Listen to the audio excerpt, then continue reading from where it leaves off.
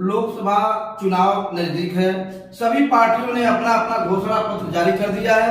ऐसे में किस पार्टी में के घोषणा पत्र में कितना दम है, इसके विषय में आपका क्या कहना है? बहुत बहुत धन्यवाद आपका। देखिए, लोकसभा चुनाव 2024 का बिगुल बच चुका, चुनाव जारी हो चुकी है। सभी पार्टियों में होड़ लगा हुआ है जीतने के लिए। इसको लेकर के सभी पार्टियों ने घोषणा पत्र जारी कर दिया। हाल ही में भाजपा ने भी जारी कर दिया है और अब सबकी समीक्षा हो रही है कौन जनता के मुद्दे को लेकर के अधिक आया हुआ है। तो हम आपको बताएंगे कि कौन से जो पार्टी है कौन से मुद्दे लेकर आई है, जनता का कितना जुड़ाव है और कौन केवल कार्य को पूरा किया है। बता दूं आपको कि जब 2014-2019 में मोदी जी की लहर चली थी, उस समय मोदी जी जनता के मुद्दे को लेकर आए थे। रोजगार, महंगाई, भ्रष्टाचार समेत कई मुद्दे लेकर चुनाव लड़े थे और जनता ने उनका साथ दिया था। लेकिन 2024 घोषणा पत्र में सब कुछ गायब है। महंगाई, बेरोजगारी, रोजगार सब खत्म हो गया, कुछ नहीं है। इसको लेकर के उनकी बहुत ही निंदा हो रही है।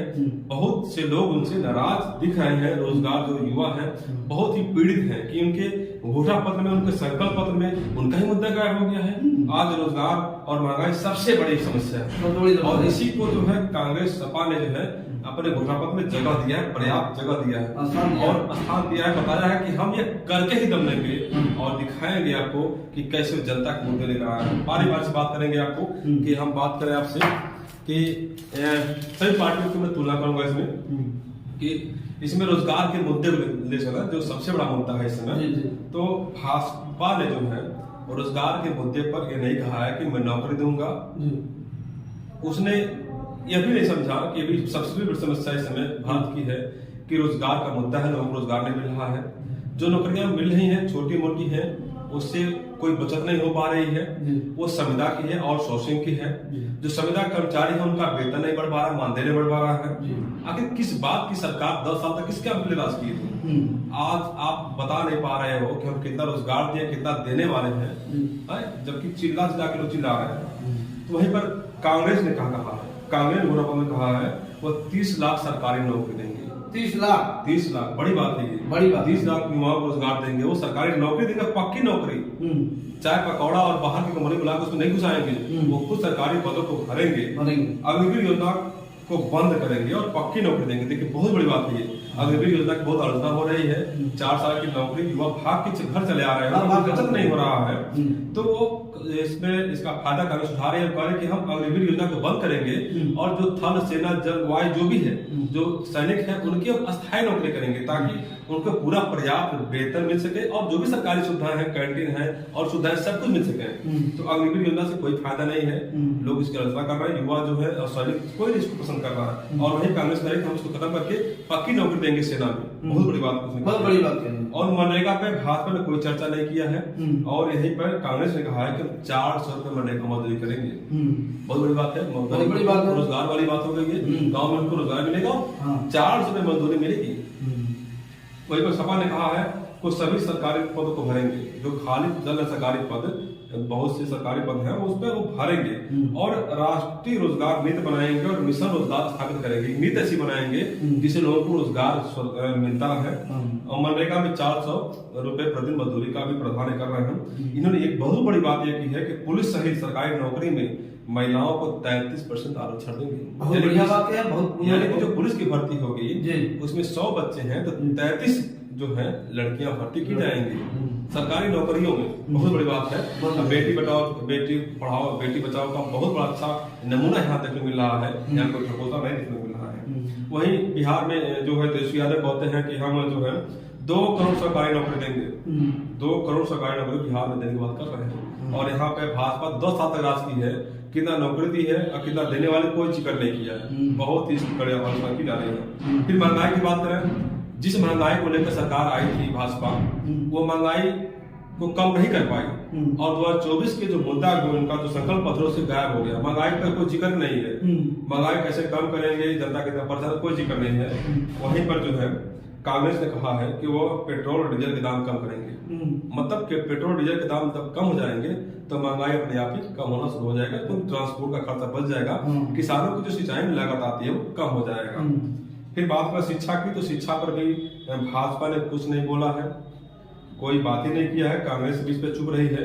लेकिन सपा ने क्या कहा है, बहुत बड़ी घोषणा कर दिया है कि लड़कियों को ये केजी से पीजी तक फ्री शिक्षा देंगे, यानी कि जब बच्ची स्कूल जाती है उस समय भी उसकी फ्री शिक्षा शुरू होगी और पीजी माने एमए तक उसकी पढ़ाई को फ्री कराएंगे, एकदम निःशुल्क, एकदम फ्री। बहुत बड़ी बात उन्होंने घोषणा में जनता के मुद्दे कराई है। और ये कहा है कि हम मोबाइल नहीं देंगे, हालांकि बात नहीं कहा है, लेकिन मोबाइल में नहीं देंगे, वो लैपटॉप भी वितरण शुरू कराएंगे, जो लैपटॉप बन रहा था उसको शुरू कराएंगे। बहुत बड़ी बात है। और यहाँ जो मोदी ने कुछ नहीं कहा है। अब खेती बाड़ी की बात करें, कृषि की बात करें, तो भाजपा ने कहा है कि प्राकृतिक खेती पर जोर देंगे, यानी कि किसान गोबर पैदा करेगा और अपने खेत में नेचुरल रूप से करेगा, बस उसी वही होगा, उनका कुछ नहीं होता इसमें। फिर कृषि के क्षेत्र में, हर क्षेत्र में सशक्त करेंगे, कृषि के हर क्षेत्र को सशक्त आप क्या करेंगे, जब आपने किसानी क्या दोगुनी नहीं कर पाए, कितना बीज का दाम बढ़ गया, कितनी महंगाई आ गई खाद बीज का और भी कीटनाशक रसायन का, उसको कंट्रोल नहीं कर पाए उस मूल्य का, किसानों की आय दोगुनी नहीं बढ़ पाई और किसानों को एमएसपी का उचित मूल्य नहीं मिल पा रहा है, तो आप सशक्त कैसे करेंगे?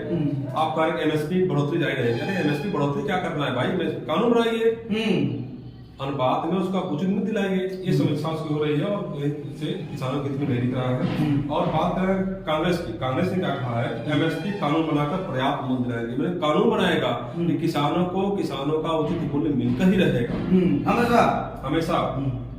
और किसानों का कर्जा भी माफ करेंगे। बहुत बड़ी बात कहा है, जो किसान किसी वजह से कर्जा नहीं चुका पाते हैं उनका कर्जा माफ करेंगे, जबकि भाजपा ने कर्जा की बात माफी की बात नहीं की इसमें, जबकि वो जब चुनाव हुआ था तो उसमें उन्होंने बहुत बड़ी बात कही थी। डीजल के दाम भी कम करेंगे, ये कहना है कांग्रेस का।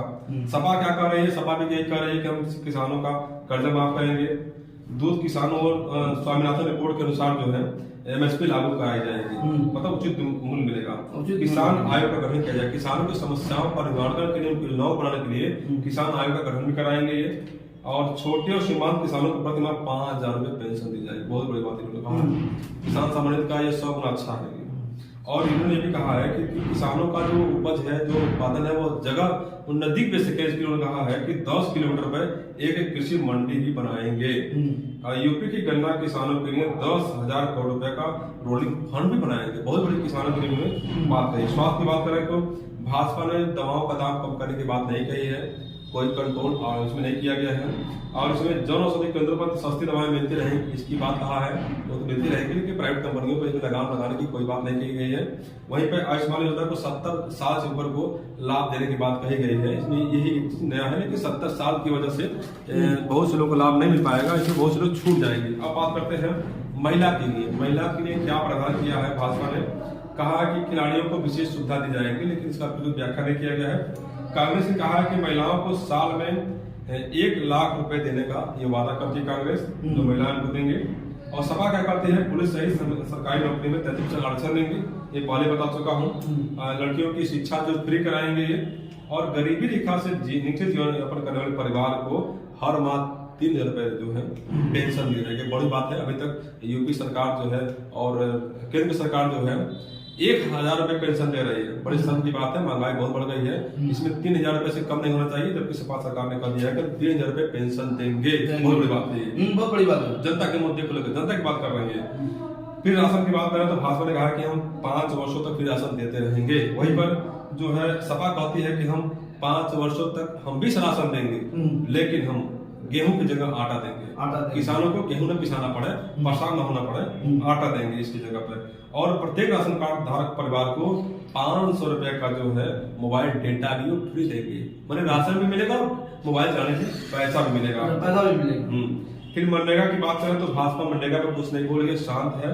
और वहीं पर कांग्रेस का है कि मनरेगा मजदूरी 400 रुपए की वो गारंटी देती है, मनरेगा मजदूर को 500 रुपए उनको मिलेगा मजदूरी। सपा कहती है हम भी 400 रुपए देंगे। मनरेगा की तर्ज पर शहरी रोजगार गारंटी अधिनियम लाएंगे। ये सपा कहना है कि जैसे गांव में मनरेगा चल रहा है, शहर में भी वो रोजगार के लिए एक गारंटी योजना ला रही है। फिर मीडिया की आजादी पर बात करें तो मीडिया इस समय चौथा स्तंभ माना जाता है, लेकिन मीडिया की आजादी पर भाजपा पहले से उसका विरोध करते रही है और घोषणा पत्र में तनिक भी उसका जिक्र नहीं किया है। जिस मीडिया की बदौलत वो 2014-2022 में सरकार में आई थी, उसी मीडिया को दबा रही है, कुचल रही है, अवैध आजादी को छीनने का प्रयास कर रही है। ये कतई लोग बर्दाश्त नहीं करने के लिए है।